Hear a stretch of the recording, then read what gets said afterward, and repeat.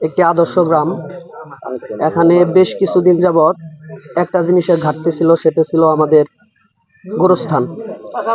তো আমাদের 3টা মহল্লা মিলে, মসজিদের সমাজের লোক মিলে একটা সিদ্ধান্ত হয় যে আমাদের একটা গোরস্থান করা দরকার। সে প্রেক্ষিতে আমাদের একটা গোরস্থান করা হয়েছে, নাম দেওয়া হয়েছে বৃহত্তর কলাবাধা সামাজিক গোরস্থান। তো এই গোরস্থানের উন্নয়ন কল্পে, যেহেতু আমাদের এখানে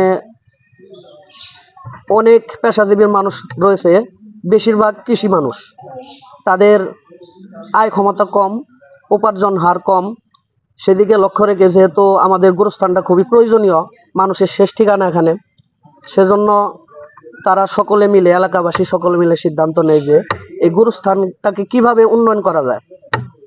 সেজন্য সবাই পরামর্শ করে যে আমাদের ব্রহ্মপুত্র নদ থেকে যে বালু উত্তোলন হয়েছিল, সেই উত্তোলনকৃত বালু বেশ কয়েক বছর যাবৎ কৃষি জমির উপরে রাখা হয়েছে।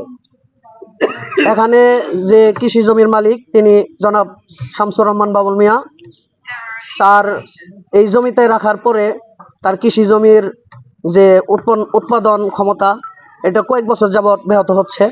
এজন্য তার সাথে পরামর্শ করা হয়েছে এলাকাবাসী সবাই মিলে যে আমার এই জমি থেকে যে বালু উত্তোলন করা হয়েছে, এই জমিতে রাখা হয়েছে, এই বালুগুলো বিক্রি করে গোরস্থানের কাজে লাগানো হোক। এবং সকলে, এলাকাবাসী সকলে সম্মতি পোষণ করে এবং এটা উপলক্ষে একটা মিটিং দিয়ে, মিটিংয়ে মানে আপনার সবার গণস্বাক্ষর নিয়ে ইউনো বরাবর এবং ডিসি অফিসে সবার সম্মতিক্রমে আবেদন জানানো হয় এবং সে প্রেক্ষিতে এই কার্যক্রম চালানো হয়ে আসতেছে।